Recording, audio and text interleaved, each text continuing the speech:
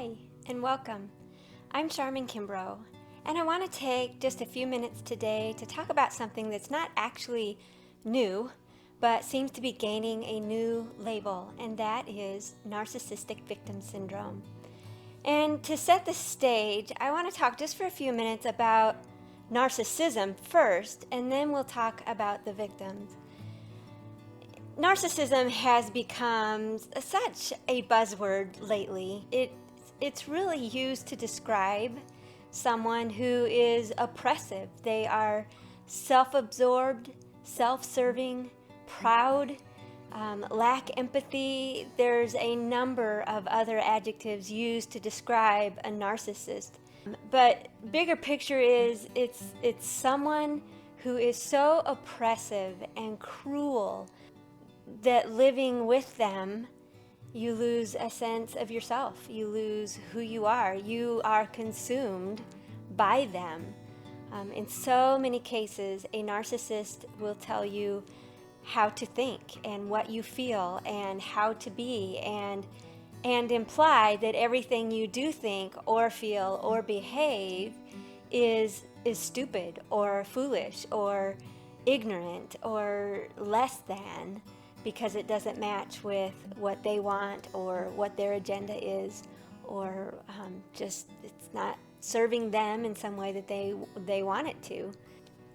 And basically it boils down to a person who is so proud and unable to do the work that needs to be done in a relationship for it to even have footing to be built upon, for it even to have room to grow. The other person in the relationship with a narcissist has no room whatsoever in which to be herself, or to think for herself, or to have her own opinions, or even her own hurts. So that's what a narcissist is like.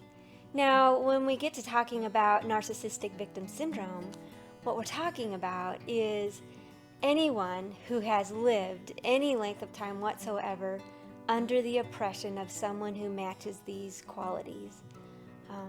And it can be any spectrum. It can be outright grandiosity, or it can be just a very subversive, insidious, quiet, subtle way of telling you you are not good enough, and that how you think or feel or behave means nothing. Anywhere on that spectrum, the results to you are the same. It brings trauma. It brings emotional trauma, because you're not created to be consumed by someone else.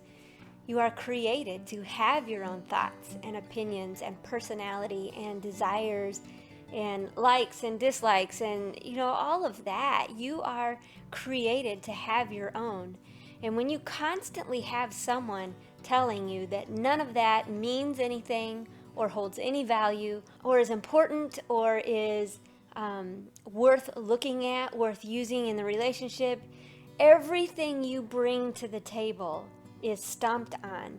It creates in you just this emotional disconnect. Your emotional, biophysical, emotional response is to isolate, to run and hide, to crawl in a hole. And eventually that's what you feel like you have crawled into a hole where you are alone. So talking about the trauma that comes with living under this kind of oppression, what I'm seeing in my practice, I would say probably 99% of the people I work with are really, all of their issues stem from just living under this kind of oppression and not having had any footing with how to confront it. And so if you need a label to help you put into context what you're feeling, the label is Narcissistic Victim Syndrome or Narcissistic Abuse Syndrome.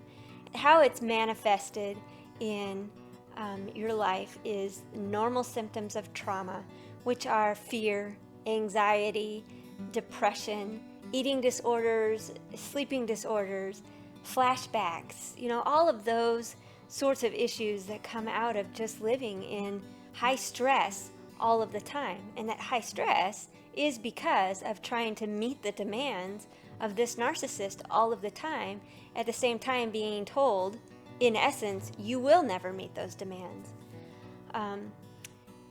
One of the things that comes out of this is also suicidal tendencies, suicidal thoughts, and oftentimes the victim, the one being abused, takes on the characteristics that the accuser has accused them of, like it's a self-fulfilling prophecy. So, for example, if you have someone who is constantly telling you that you're cheating on him, and he's constantly checking your phone and accusing every conversation of being unfaithful to him, eventually, to shut him up, or just to help yourself feel better, you're going to have an affair. You're going to lead yourself into conversations with other men where it is not appropriate, just to shut him up, because it's a self-fulfilling prophecy.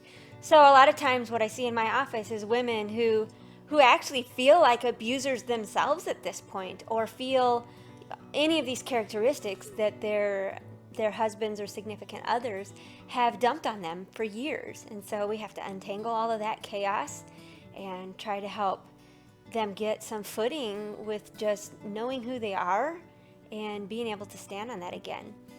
So, bigger picture, the end result of someone who lives under this kind of oppression for so many years, what they notice the most is, underneath all of the fear, anxiety, depression, all of that, they feel absolutely alone and unable to connect, and have a very limited sense of hope for the future, hope for a future connection, hope for the marriage even. They're done. They're really, really done. They have nothing left to give because they've spent so many years trying to give, only to have the standard raised a little higher, or to have everything they've done or been or said discounted.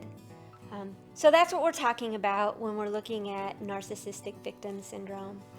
And before I leave today, there is an activity that I'd like you to do just to help you start to get some footing on being able to heal from this, if you are a person who has had to live under the oppression of someone who is just strong and powerful and has no desire to protect your heart. The activity is this.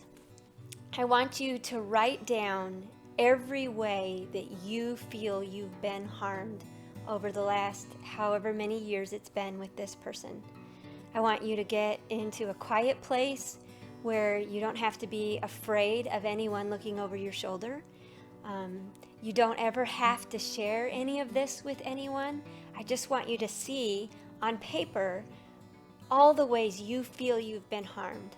And I want you to totally tune out every other voice. I don't care what your pastor says. I don't care what your family says. I don't care what your spouse says. The important part is, what do you believe? How do you feel you have been harmed? It doesn't matter how little you might have been told it is, how insignificant, whatever. Write it all down. Be as specific as possible. I'm sure when you start writing, more and more instances will come to mind. Just write them all out. And the therapeutic process of that is that it helps you to process it in the first place. It affirms that you really have been hurt in these ways. And it gives you just a baseline from which to start finding some ways to heal, some ways to set some boundaries, some ways to just acknowledge the pain you're feeling and to grieve it so that you can move on. It's a simple activity. Someday if you sit down with a therapist or a counselor, that would be a helpful thing to have done so that you have just some idea of what you're working with when you sit down with a counselor.